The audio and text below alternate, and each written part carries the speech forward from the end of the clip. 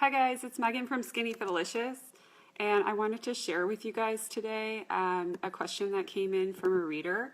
Her name is Julie, and she says that she has lost 55 pounds with my tips and my emails and some of my recipes.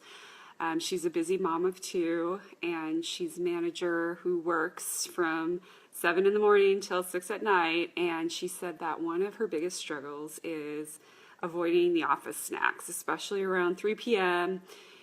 She seems to really struggle to stay away from the office snacks. And I think this is probably a good topic for this time of year because it's the holidays and people are probably bringing in a lot more snacks than usual. But it's also something that is good to know for the whole year, I think. So first and foremost, I think that the biggest issue that comes about with the snacking is having a plan. And I think a lot of us fall off the wagon when it comes to planning ahead for these things. I think that the majority of people probably say, I'm going to be good today, or I'm not going to overeat. And the problem is, when you say those things to yourself is, what does that really mean? I mean, to me, that might mean I'm not going to eat anything at all. To you, that might mean you are going to eat 5 cookies. I don't know. So do you know what that means when you say to yourself, I'm going to be good today? Probably not, I'm guessing. So the problem becomes you don't know when to stop, right? You don't know what those parameters are. You don't have a grading system. You have no plan to avoid this, right? So suddenly 3 p.m. rolls around, you're faced with snacks. It happens to all of us. I used to work in corporate America for many years, and it was very frustrating when, people would have potlucks and, just bring in treats, and they would say, oh, just have one treat. It's like, no, you're bringing treats in every single day. Like, one treat really isn't just one treat. It's like an everyday thing, right? So I think that, when it does become that regular situation, you have to have a plan. You have to know, how am I going to react in this situation? What does this mean to me? What are my goals, and how do I know how I want to react and when I'm going to stop? So deciding that in advance is really going to prepare you so that in that moment, okay, I'm only going to have 1 cookie out of the dozen of options that are brought, or I'm going to have 3 cookies and I'm going to share half of each one of them with a coworker. So having that plan of what am I going to do instead, how am I going to react is really important. I mean, think about it.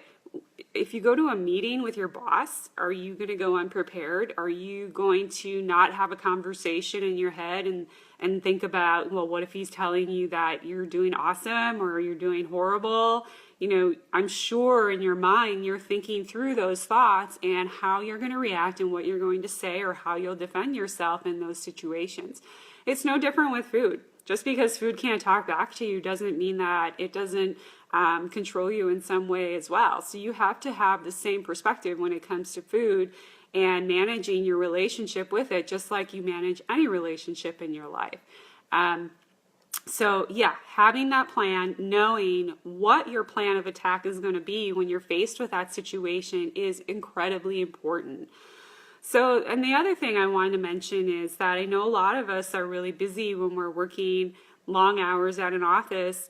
I mean, like I said, I worked in corporate America for a long time, and as a salary person, I think what's kind of happened is lunch breaks are kind of People aren't really allowed to take it, even though technically we're supposed to get them, right? So most of us are sitting in front of our computers eating lunch, or we're sitting in a meeting eating lunch and we're rushed, or we're skipping lunch and we're skipping breakfast just to get through the day. And then suddenly 3 p.m. rolls around. Well, no wonder you're hungry, right? You haven't eaten a decent breakfast. You haven't really eaten lunch. You've just been working, and suddenly your body's like, I'm done. I'm ready for food. Our brain needs food. So in order for us to continue going on throughout the day, you have to have food as fuel in your body. Okay, so I think that along with having a plan to avoid those office treats is also making sure that you're eating breakfast and lunch and dinner every day. You have to keep your blood sugar stable in order for you to have viable control around treats and not overeat them. Of course, you're going to overeat them if you're hungry. Your body is starving. You're starving yourself. Okay, so I know for me, a lot of times when I was working in corporate America, we would have lunch meetings, and a lot of people just wouldn't eat, but I would never do that. I refused to do that. So I always made sure I packed a lunch, or I went to the cafeteria and grabbed a salad between meetings, and then I would go to the meeting with my food and I would eat. And that was just kind of the culture. And I think that you need to be responsible enough to take that ownership. If you've got a busy day that's packed full of meetings, you need to plan ahead and say, hey, I need to bring a lunch because I need to make sure I get something in my body at 12 o'clock. Otherwise, I'm going to fall off the cliff at 3 o'clock, and then I'm going to be eating all the cookies in sight, right? So if you want to try to have better control with your relationship with food, you have to control your food throughout the day. And then the third thing that I wanted to mention is that, 3 o'clock, 4 o'clock rolls around. I think many of us sort of get tired or just have that time of day where we need a little something to pick us up in between lunch and dinner. I know for myself, I like to have a healthy snack always around 3 o'clock. But it's not a question of whether or not I'm going to have it. It is a question of what I'm going to have. And what I mean by that is I plan to have a snack around that time of day every day. I don't just kind of wing it and say, well, maybe if I'm hungry, I'll eat something. No, I try to eat something that time of day every day because I know I'm going to be hungry. So I try to plan to have an apple with some nut butter or some hummus and some vegetables. I try to have something around that time of day. Especially fruit is really good too because that's a sugar and it kind of gives you that quick energy that you need right at the end of the day to power through those last hours. So yeah, I plan to have that food. And again, having consistent meals, consistent stacks, and planning to have them throughout your day keeps your blood sugar stable. So by keeping your blood sugar stable, you're going to have less cravings. You're not going to be eating a ton of sweets. Maybe you'll have one and then you'll be fine.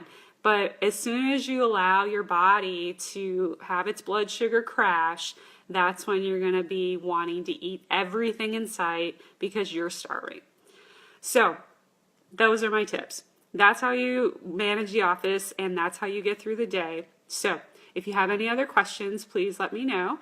You can email me at megan@skinnyfitalicious.com, or you can visit skinnyfitalicious.com and leave a comment. I'm going to be doing a lot more of these Facebook Lives in the coming months, so I'd love to hear your questions and the things that you're struggling with so that I can answer them in video. And yeah, talk to you later. Bye.